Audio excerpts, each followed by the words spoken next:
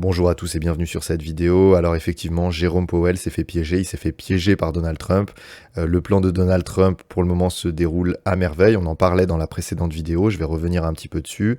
Donc vous avez cliqué sur cette miniature, d'ailleurs je me permets, donc on a décidé de s'ouvrir un petit peu plus largement en créant cette chaîne YouTube. Donc nous on propose des accompagnements en crypto-monnaie pour toutes les personnes qui veulent passer un cap dans la gestion de leur portefeuille, pour toutes les personnes qui souhaitent être accompagnées justement dans ces mouvements un petit peu erratiques, pour savoir quoi faire en fonction de leur capital, leur profil de risque, etc.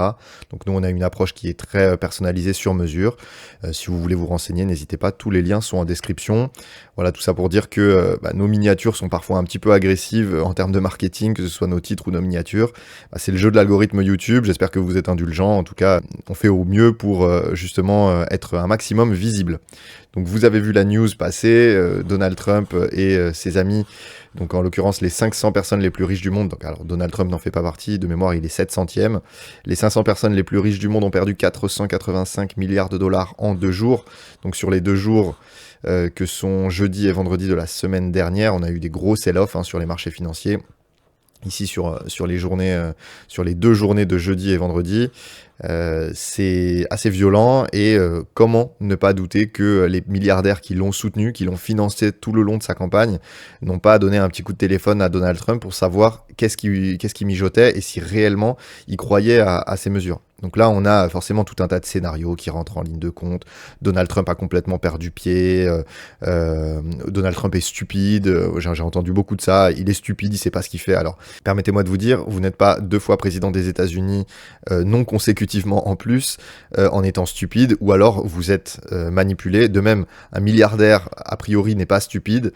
À minima, même s'il est idéologue, ça c'est un autre sujet, mais il n'est pas stupide, ou alors il est manipulé par des gens qui sont pas stupides. Vous imaginez quelqu'un qui a des milliards et qui est stupide, bon, très rapidement il se fait manipuler par plein de monde et il se retrouve plus milliardaire.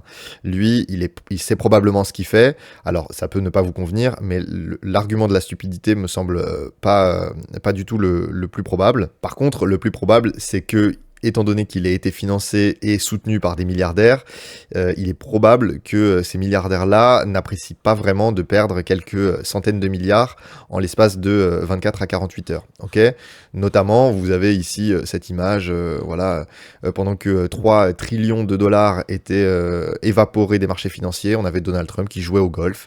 Donc bien entendu, c'est de la mise en scène. Il sait très bien qu'il est vu, il sait très bien qu'il est pris en photo, pris en vidéo, etc. Et évidemment, il sait ce qu'il fait et c'est un argument de communication. Ça veut dire qu'il va aller au bout, ça veut dire qu'il est prêt à continuer sa politique et notamment sa politique douanière. Et c'est un message qu'il envoie justement à Jérôme Powell. Okay, vous avez ici, justement ici, la Réserve fédérale américaine qui a annoncé faire une réunion à huis clos actuellement aujourd'hui, donc le 8 avril 2025, quand j'enregistre cette vidéo, tout simplement pour réagir potentiellement aux mesures de Donald Trump. Vous savez que le mandat de la Fed, donc la Réserve fédérale américaine, a pour objectif de limiter l'impact des crises financières sur l'économie réelle, de différencier en fait ce qui est une correction de ce qui est un crack. D'accord ? Vous avez sur les marchés financiers, vous avez des hausses et des baisses, c'est tout à fait logique. Vous avez des baisses qui sont parfois comme celles qu'on a pu avoir entre décembre 2021 et octobre 2022, sur une dizaine de mois. Vous avez le marché qui va baisser avec des petits rebonds, etc. Tout ça, c'est entre guillemets maîtrisé, c'est-à-dire que donc on sait pourquoi ça baisse et surtout la vitesse de baisse est quand même mesurée, c'est-à-dire qu'on n'a pas le risque d'une panique générale, d'un sell-off massif et global. Et ça, c'est justement ce que veut éviter la Fed. C'est justement ce pourquoi pendant le crack Covid, ils avaient eu des réactions aussi violentes et aussi virulentes, aussi rapides surtout, parce que tout simplement ici, on avait une correction, et ici, on a un crack. Vous remarquez que c'est pas forcément dépendant de l'amplitude, parce que ici, on a justement eu une baisse quand même de 27%. Ici, on a eu une baisse de un peu plus, on a eu 35%, mais c'est surtout la vitesse de chute. Ici, globalement, sur un mois, on a baissé de 35%. Et le risque, c'est que ça baisse en ligne droite, et qu'on ait tout simplement un déséquilibre entre les acheteurs et les vendeurs qui soit tel qu'on n'ait plus aucun acheteur et donc que l'économie s'effondre. Vous savez que 62% des Américains possèdent actuellement des actions. Les fonds de pension américains, les retraites américaines sont investies en actions. Hein. Vous savez que la différence entre les retraites américaines et européennes, enfin notamment françaises, c'est la méthode par capitalisation ou par répartition. Les Américains capitalisent toute leur vie, ils mettent leur argent sur les marchés financiers et les marchés financiers leur garantissent une retraite à terme. Donc c'est-à-dire que toutes les personnes qui vont partir à la retraite là dans les 5 prochaines années, et ben là s'ils tombent sur un crack comme ça de moins 20%, ben, ils seront globalement moins 20% sur leur retraite. Donc ça c'est quelque chose que la Fed regarde parce qu'ils n'ont absolument pas envie. Donc je schématise un petit peu, hein, c'est pas vraiment moins 20%, etc. Mais vous avez compris l'idée. Mais la Fed, eux, ils sont très vigilants là-dessus. C'est tout simplement ce pourquoi ils ont été créés il y a un peu plus de 110 ans de mémoire. C'est justement pour ça, c'est pour garantir la stabilité sur les marchés financiers. Et à leur disposition, ils ont plusieurs outils. Ils ont la baisse de taux, alors c'est ce que tout le monde regarde, mais ils ont également d'autres options comme le quantitative easing. Le quantitative easing, c'est tout simplement une politique de rachat d'actions. C'est-à-dire, tout le monde vend, et la Fed va imprimer de l'argent pour acheter sur les marchés. Donc quand vous vendez, vous pouvez vendre à la Fed, s'ils sont dans une politique de quantitative easing. Donc ça m'amène à ce que je voulais vous partager, c'était la courbe de la liquidité. Je remarque, donc je vais vous faire un petit topo, c'est que vous avez globalement deux courbes de la liquidité. Vous avez cette courbe-là, que vous voyez en bas, et la courbe ci-dessus. Ici, la courbe que vous voyez en bas, c'est la courbe de la liquidité disponible, d'accord? Donc c'est celle qu'il faut regarder si vous voulez regarder s'il y a plus de billets en circulation, s'il y a plus de masse monétaire globale à disposition, il faut regarder celle du bas. Pourquoi? Parce que celle du haut, en fait, elle est agrégée. C'est-à-dire que vous avez beaucoup de données qui sont agrégées. Vous avez le TGA, par exemple. Le TGA, je vais vous l'afficher ici. Le TGA, c'est le compte bancaire de la Fed, basiquement. Donc, c'est-à-dire, c'est les sous qu'ils ont à disposition. Donc, cette courbe-là, on veut la voir baisser. Ok? Quand elle baisse, vous voyez, ici, elle baisse. C'est justement qu'elle utilise les sous qui sont sur son compte bancaire pour acheter des actions. Ok, donc là, c'est ce qu'ils ont fait justement pendant le crack Covid. Vous voyez que c'est eux qui ont marqué le bottom, hein, basiquement.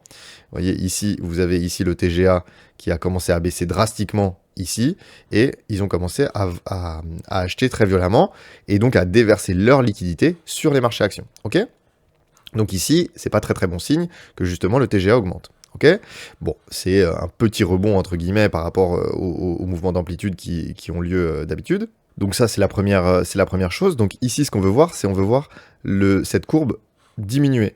Ça, par contre, c'est justement le bilan de la Fed, c'est justement ce qu'elle détient comme actif ou ce qu'elle détient comme passif. Ok, ici, par exemple, quand vous avez cette courbe qui augmente fortement, ça veut dire qu'ils ont fortement augmenté la liquidité. Ok, ils ont fortement augmenté la liquidité, ici sur cette phase également.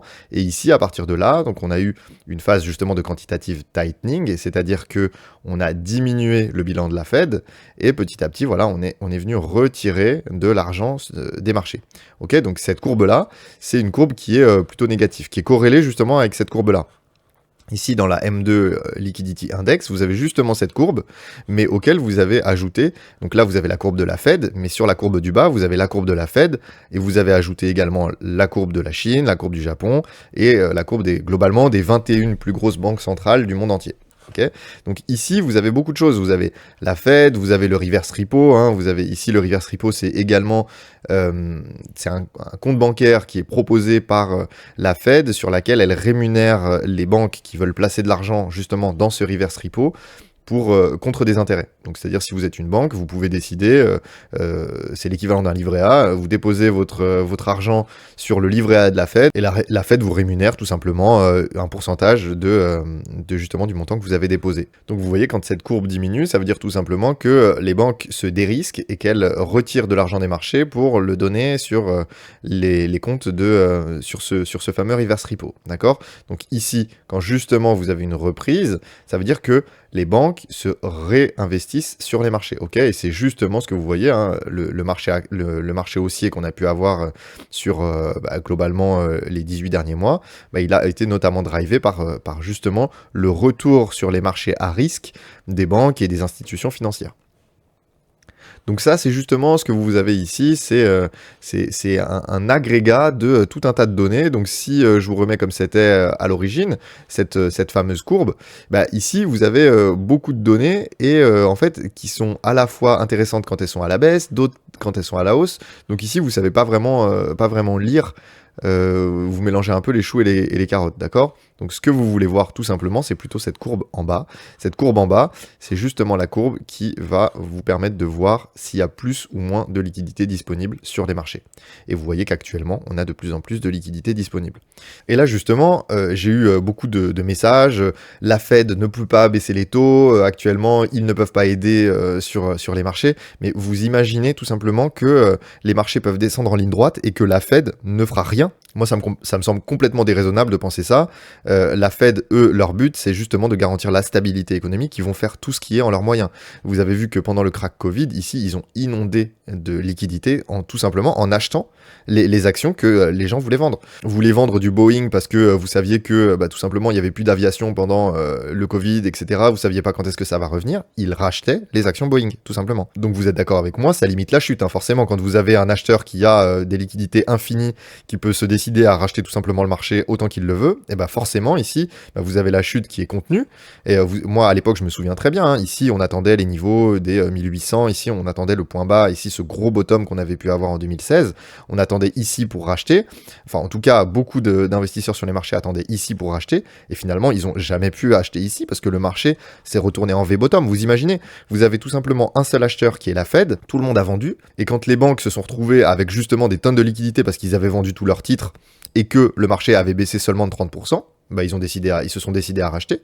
Ils ont racheté du Netflix, ils ont racheté du Amazon, ils ont racheté du Apple, etc.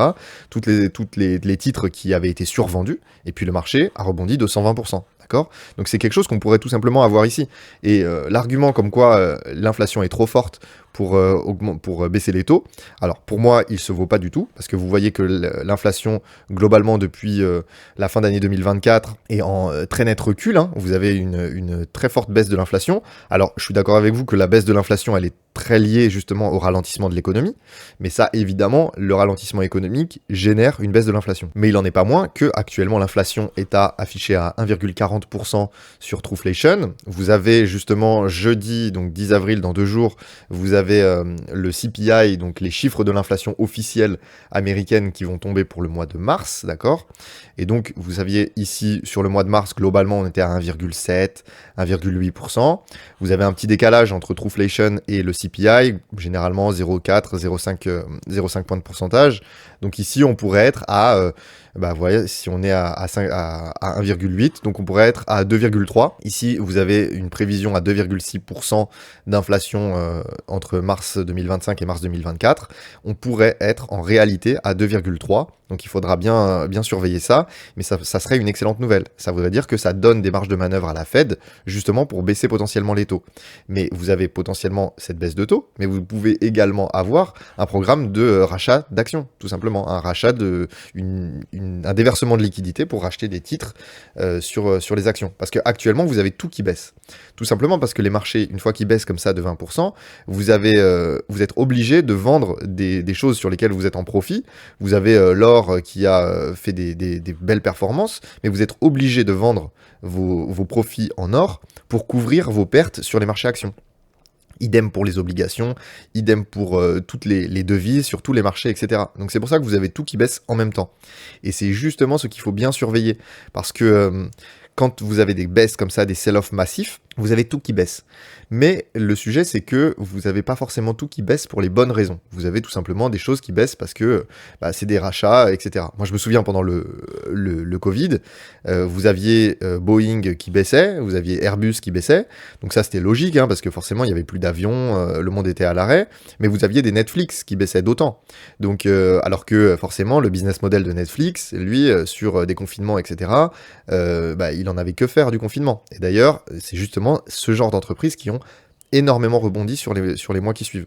Donc moi, j'ai vraiment un focus particulier sur ce qui s'est passé pendant le Covid, parce que, à mon sens, c'est justement quelque chose qui est très similaire dans la manière de fonctionner ici. C'est-à-dire c'est quelque chose qui prend tout le monde de court, c'est un événement qui est assez inattendu, même si Donald Trump en parle depuis longtemps. Mais c'est inattendu parce qu'on pensait qu'il bluffait et finalement, il n'a pas l'air de bluffer. Et c'est quelque chose qui change complètement la manière de redéfinir le commerce mondial. Ici, le commerce mondial était redéfini parce que on ne pouvait pas voyager, les chaînes de production étaient complètement à l'arrêt, etc. Et ici, justement, le commerce mondial est un petit peu revu, on ne sait pas comment on va fonctionner, les droits de douane, etc.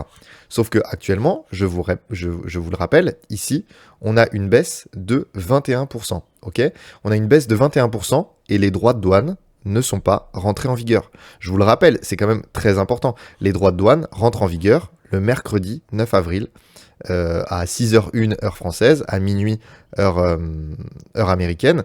Donc tout simplement, ici, vous avez les marchés qui ont baissé de 21,28% sur des anticipations de marché. Donc quand tout le monde me dit « oui, l'inflation, ça va remonter énormément avec les droits de douane, etc. » Peut-être, sauf qu'actuellement, il n'y a pas de droits de douane.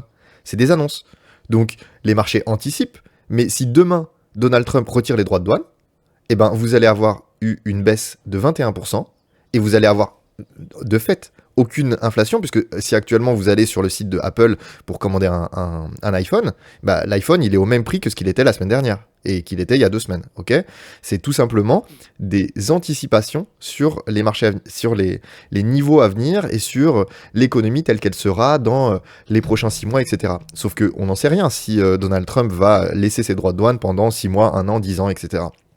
Et actuellement, ma théorie, c'est justement qu'il provoque un crack très violent, qu'il sait que la Fed ne peut pas se permettre de voir un crack, donc il est déjà en train de demander à la Fed, vous voyez, les prix du pétrole sont en train de baisser, les taux d'intérêt sont en train de baisser, vous avez la nourriture qui est en train de baisser, il n'y a pas d'inflation, puisque tout est en train de baisser, donc s'il vous plaît la Fed, imprimez des dollars et sauvez l'économie, on ne peut pas se permettre d'avoir une baisse comme ça, donc il met la pression à Jérôme Powell, il met la pression, il est en train de jouer un bras de fer, c'est qui cédera le premier, entre Donald Trump d'un côté avec ses droits de douane qui peut céder parce que si jamais effectivement la Fed ne réagit pas, bon là ça devient dangereux pour lui, ça devient dangereux pour sa fortune et pour la fortune de tous ses amis, donc il pourrait se retrouver à devoir céder. Mais à l'inverse, vous avez également Jérôme Powell qui pourrait se retrouver à céder et à dire, oui, Donald Trump, il est en train de faire n'importe quoi avec sa politique douanière, mais moi, je peux pas me permettre de faire baisser l'économie, donc je vais être obligé d'inonder de liquidités le marché. Il va justement comme ça créer un rebond, et Donald Trump nous donnera des grands messages de oui, bon, nous avons réussi, les économies ont retiré leurs droits de douane, etc. Vous avez vu le deal que propose l'Europe avec nous, on vous impose plus de droits de douane et vous non plus. Donc il peut y avoir des deals comme ça qui peuvent se mener, mais selon moi, Donald Trump ne cédera qu'une fois que Jérôme Powell aura cédé. C'est vraiment un duel, un face-à-face, un bras de fer qui a lieu, appelez-le comme vous voulez, mais très vraisemblablement, Jérôme Powell devra céder pour que Donald Trump fasse marche arrière. C'est justement ce qu'anticipent les marchés. Ici, vous avez le CME, donc Chicago Mercantile Exchange. Donc ici, vous avez justement les investisseurs qui tablent actuellement sur 5 baisses de taux sur l'année 2025, ce qui est assez énorme, 5 baisses de taux, donc qui nous ramènerait à des taux entre 3,25 et 3,50%. Et donc c'est assez logique finalement ce que je dis, puisque l'inflation générée par les droits de douane, pour le moment, vu qu'il n'y a pas de droits de douane, ça risque pas d'arriver tout de suite, donc ça arrivera peut-être, et ça arrivera certainement, si réellement les droits de douane sont infligés pendant un certain temps, certainement que ça générera de l'inflation, de fait. Mais actuellement, il n'y a pas d'inflation, puisqu'il n'y a pas de droits de douane, d'accord ?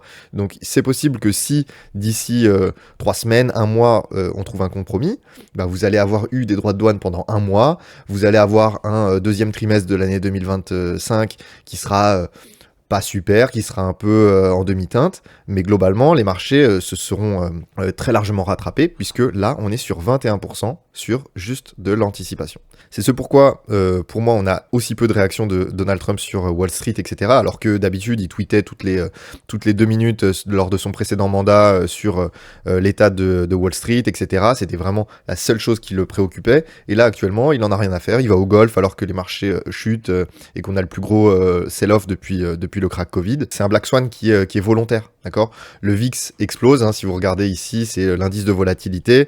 Le VIX est tout simplement en train d'exploser à la hausse. On est sur des niveaux de peur, donc ça c'est ce qu'on appelle l'indice de la peur. La volatilité est à son max. Donc c'est ce qu'on avait pu avoir ici justement pendant les craintes de récession en août 2024. C'est ce qu'on avait eu également ici en mars 2020 pendant le crack Covid, ou en janvier 2018 pendant justement également la peur de récession. Bref, ici on a un VIX qui crève le plafond, et ça c'est la décision d'un seul homme, c'est la décision de Donald Trump. C'est-à-dire que si demain il décide d'arrêter les droits de douane, le VIX redescend, les marchés repartent à la hausse. Et c'est justement ce qu'on a vu sur la fake news qui a été véhiculée justement hier dans la journée, où CNBC partageait que Donald Trump allait suspendre les droits de douane pendant 90 jours. Je ne sais pas si vous l'avez vu passer, mais suite à ça, on a eu un rebond acheteur. Vous avez vu ce rebond acheteur énorme, parce que les algos de trading sont conditionnés sur le fait que potentiellement, à tout moment, Donald Trump fait marche arrière, et dans ce cas-là, ce sera un rebond très très puissant à la hausse. Ok, donc ensuite on a retravaillé ces zones, etc.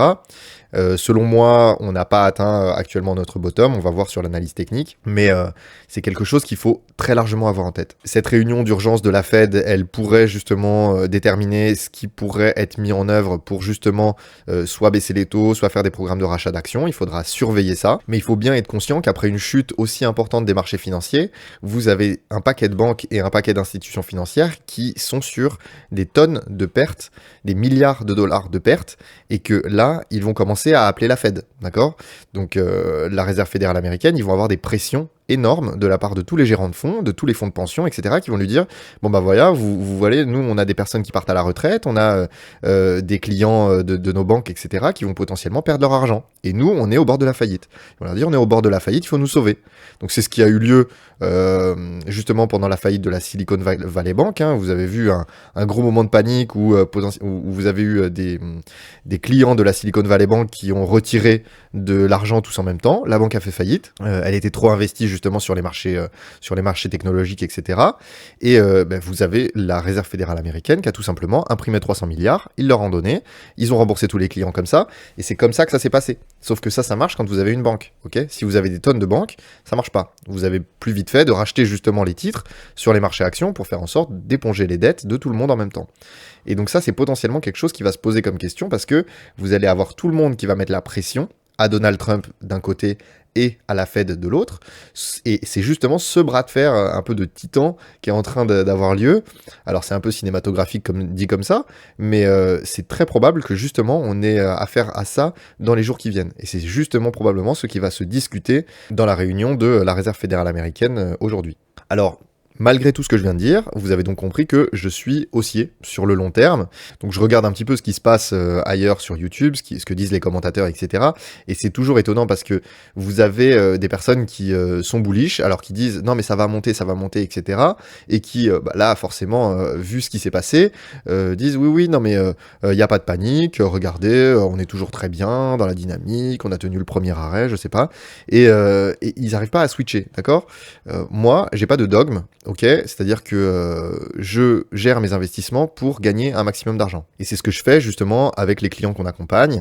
Leur portefeuille, ce qu'on essaye, c'est justement d'anticiper des mouvements, de se prémunir, de se dérisquer son portefeuille quand on estime qu'il y a potentiellement des mouvements baissiers. Alors je crois toujours qu'il y a un marché haussier à venir, et c'est ce pourquoi je pense qu'il y a des niveaux sur lesquels il va falloir racheter. Actuellement, c'est pas des niveaux sur lesquels je compte racheter. On a eu une baisse qui a été très violente, donc ici on a un rebond, c'est tout à fait logique, hein.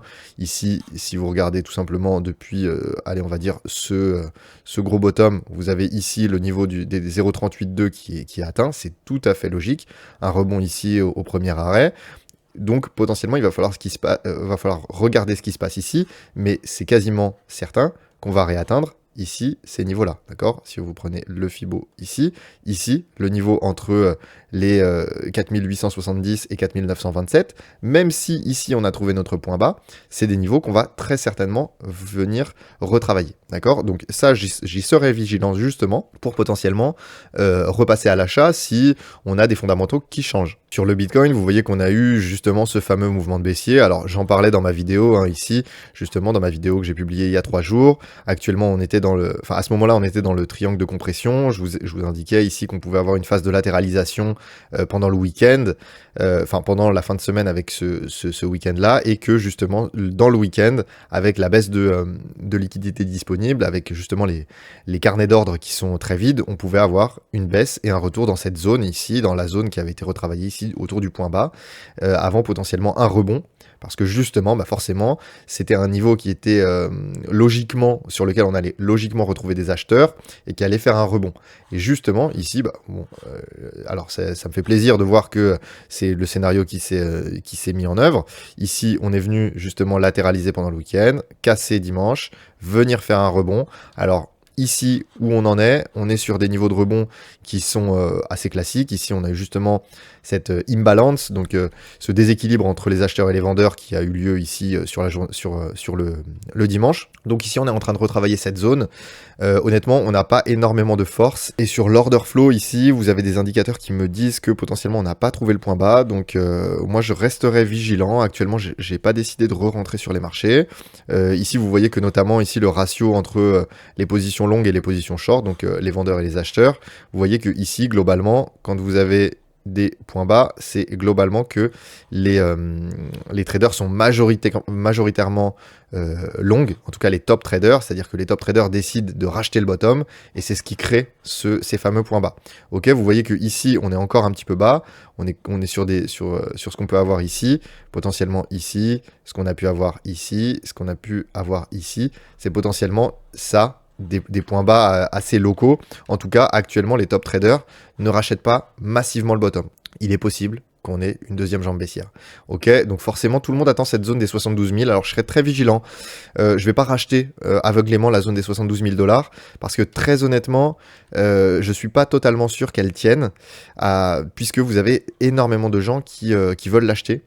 Et donc ça, c'est ce qu'on voit également dans les liquidations. Hein. Vous voyez ici, on a des liquidations énormes au niveau des 72 000 $ et des 64 000 $. Je pense qu'on peut probablement venir descendre plus. Peut-être ici, dans cette zone un peu plus creuse au niveau des 67 000, 68 000 $. C'est-à-dire qu'ici, on pourrait baisser 72 000 $, puis continuer à baisser. Ce qui ferait qu'ici, on aurait des personnes qui ont acheté, qui paniqueraient et qui finalement revendraient en se disant, bah non, mais finalement, je pensais que ça allait rebondir ici sur les 71 000, 72 000 $. Et finalement, ça rebondit pas, donc je revends finalement. Parce que tout simplement, ça m'étonne quand autant de gens partagent la même zone depuis des mois. Soit on ne l'atteint pas, et dans ce cas-là, ici, on a vraiment notre vrai bottom, soit on va vraiment plus bas, et cette zone des 72 000, on va vraiment la fracasser pour aller chercher beaucoup plus bas, d'accord? Donc il faudra surveiller ça. Moi, je vais pas racheter la localisation aveuglément, d'accord? Je m'attends à une phase de capitulation, hein, ce qu'on a pu avoir, par exemple, en 2020.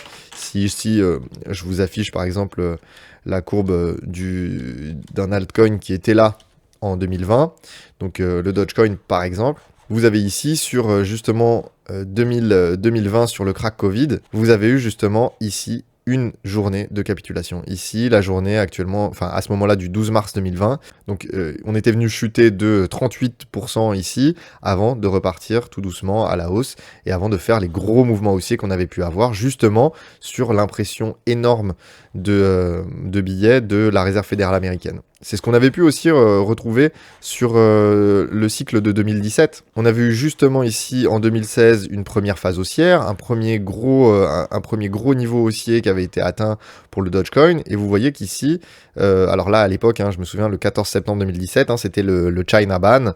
Donc la Chine menaçait de virer les exchanges de crypto-monnaies de son territoire, de les fermer. Et donc on avait eu une grosse baisse avant de retrouver justement des niveaux très importants, justement quand on avait liquidé un maximum de personnes. Alors je m'attends à quelque chose comme ça sur les altcoins. En tout cas, c'est ce que j'attends pour réellement me acheter simplement des localisations. Sinon, j'ai pas trop tendance à acheter des localisations comme ça. Je préfère regarder les structures, regarder justement l'order flow, etc. Je vous tiendrai au courant, bien entendu, de ce que je fais, même si ce sera pas en temps réel. Vous verrez dans mes vidéos un petit peu ce que j'en pense. C'est pour ça, n'hésitez pas à vous abonner si ça vous intéresse. Mais globalement, on va faire un petit tour sur les ETF. Vous avez vu qu'on commence à avoir un petit peu de vente. Alors c'est logique, hein, quand vous avez des marchés qui baissent, la majorité des investisseurs vendent tout ce qu'ils ont, d'accord. Et le sujet, c'est que quand les banques allègent de 10, 15, 20% leur position sur les marchés, les particuliers, eux, ils vendent 100%, d'accord. Si vous avez des ETF S&P 500, vous allez les vendre à 100%. Donc vous allez vendre la totalité de l'indice.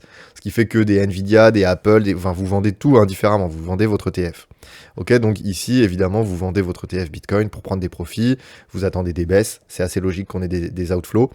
C'est même assez surprenant qu'on ait si peu d'outflows alors qu'on a des niveaux très très baissiers qui sont atteints sur justement les marchés financiers traditionnels. Donc il faudra surveiller ça. Cette décorrélation, elle est quand même intéressante à observer, même si je pense que de toute façon, vous voyez que le Bitcoin là a rattrapé. Il avait très largement baissé en avance de phase, donc c'est logique qu'il baisse un petit peu moins. Et puis il a finalement refait un point bas, un nouveau point bas sur la journée d'hier. Au niveau de l'analyse on-chain, vous voyez qu'ici également, on n'a pas eu de phase de capitulation. Les phases de capitulation qui sont matérialisées ici par des prises de perte, des grosses spikes ici rouges, bah, vous voyez qu'on n'en a pas eu sur cette chute-là. Donc il va falloir regarder ça. Honnêtement, je m'attends à un moment où on aura un gros spike rouge. Alors peut-être pas aussi puissant que celui-ci, mais peut-être aussi puissant que celui-ci, par exemple. Il faudra bien surveiller ça parce que potentiellement, ça pourrait être justement indicateur que on a trouvé notre bottom. Au niveau des whales, ici, donc de l'accumulation, vous voyez ici une accumulation qui a encore lieu. Donc ici, on est sur des phases où globalement des gros portefeuilles achètent, hein. Ça, il n'y a aucun doute là-dessus. Ils n'achètent pas encore massivement, comme on a pu avoir ici par exemple en janvier-février 2024, mais elles commencent à racheter un peu plus fortement. Vous avez également sur les coûts de mining de crypto, vous retrouvez ici sur des niveaux assez stables, hein. On est sur des niveaux équivalents entre le mining moyen d'un Bitcoin et le prix d'un Bitcoin. Vous voyez qu'on est même un petit peu plus cher à miner un Bitcoin que à justement l'acheter sur les marchés. Donc traditionnellement, c'est justement des zones qui sont intéressantes à l'achat, puisque justement à la vente, c'est quand on a des prix de mining qui sont décorrélés du prix d'achat.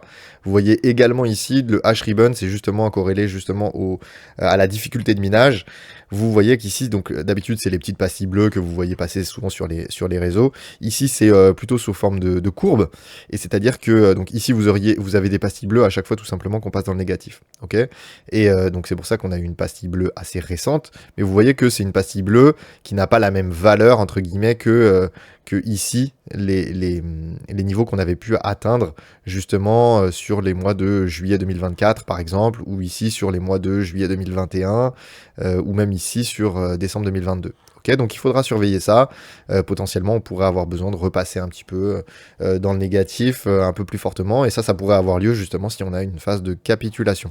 Au niveau des recherches Google, toujours pas d'intérêt, hein, c'est logique, on va pas attirer des particuliers à investir sur du Bitcoin alors que même les marchés financiers traditionnels sont en train de chuter. Au niveau du Fear and Greed Index, on est à 24%, on est passé dans l'extrême peur. C'est assez étonnant de voir que maintenant depuis le mois de février, on est passé dans la peur et on s'en sort pas. On reste dans cette zone de peur depuis longtemps.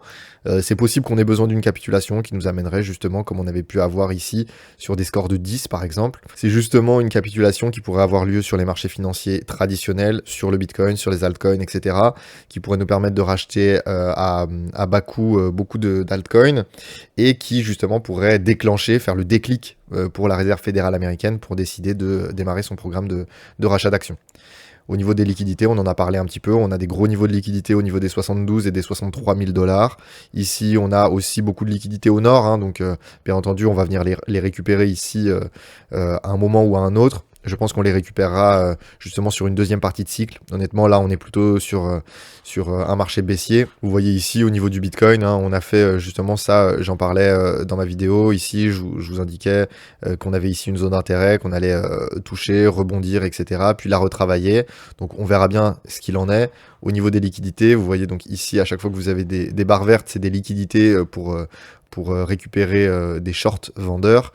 Donc c'est très vraisemblablement des niveaux qu'on va récupérer puisque vous voyez qu'à chaque fois on les laisse intacts. Ça c'est très très peu probable qu'on ne vienne pas les récupérer. Vous voyez qu'à l'inverse, à chaque fois qu'on crée des liquidités acheteuses, donc on a potentiellement des acheteurs qui mettent leur stop sous ces niveaux-là, et ben vous avez ici des grosses liquidations, et puis vous recréez des liquidités, puis vous recréez des liquidations.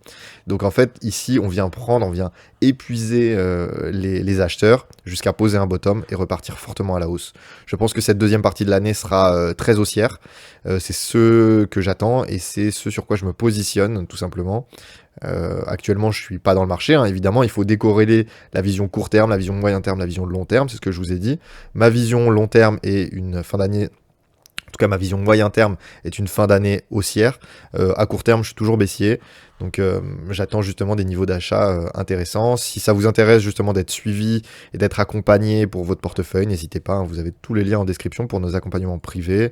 On a également une formation sur l'analyse technique qui vous permettra justement de regarder, d'en savoir un peu plus. Et on partage également un guide d'investissement à tous pour savoir est-ce que vous investissez bien, est-ce que vous êtes sur les bonnes altcoins, qu'est-ce que vous devez surveiller, quel montant allouer aux crypto-monnaies, etc. Si tout ça, c'est pas vraiment très très clair pour vous, je vous invite à le télécharger. C'est un guide gratuit qu'on vous envoie dans votre boîte mail, donc n'hésitez pas. Au niveau ici des inflow-outflow, donc ça c'est quelque chose qu'on va regarder parce que justement typiquement quand on a des gros spikes verts ici, c'est qu'on a beaucoup d'inflow de Bitcoin sur les exchanges. Donc ça c'est mauvais signe hein, généralement parce que quand vous envoyez des Bitcoins sur les exchanges, c'est généralement pour les vendre, hein, sinon vous les laisseriez sur une ledger. Donc quand ça arrive sur les exchanges, c'est généralement pour les vendre, hein. Vous voyez que globalement ici, c'était arrivé quelques jours avant la baisse. Donc ça, c'est quelque chose que je surveille. Je le partage justement aux clients qu'on accompagne, mais je le partagerai également en vidéo quand on se retrouvera. Actuellement, il n'y a pas de signal important justement d'inflow. Au niveau du RSI, donc ici vous avez un RSI moyen pour toutes les cryptos qui sont à 40,69, donc des niveaux assez neutres, hein, plus proches du bas quand même, mais ici globalement on a toutes les cryptos qui sont dans le négatif. Au niveau des taux de financement chez BitMEX, vous savez que BitMEX est une plateforme plutôt de whale, et vous voyez qu'ici à chaque fois qu'on a des gros spikes rouges, c'est généralement qu'on pose un bottom. Ici, potentiellement qu'on pourrait avoir besoin de ça. On n'en avait pas eu besoin sur le gros range entre le mois de mars 2024 et le mois d'octobre 2024, mais vous voyez qu'on était passé en territoire négatif. On est actuellement en territoire négatif, donc c'est intéressant, c'est des zones sur lesquelles on peut poser un bottom. Donc là, il faut plutôt chercher de l'achat que chercher de la vente, tout simplement parce que le potentiel baissier, c'est peut-être, allez, on va dire 72, 65 000 dollars, peut-être 60 000 dollars, mais par contre, le potentiel haussier, il est à minima de venir rechercher toutes les zones de liquidation jusqu'aux 100 000 dollars. Donc, moi, je recherche plutôt de l'achat. Je shorte pas du tout le marché. Ceci, bien entendu, n'est pas un conseil en investissement, hein. Ça reste que mon avis. J'espère que vous avez apprécié ce contenu. Si c'est le cas, n'hésitez pas à commenter si vous avez des questions, liker cette vidéo, la partager, etc. Je vous remercie et à vous abonner. En tout cas, on se retrouve pour une prochaine vidéo bientôt. Au revoir.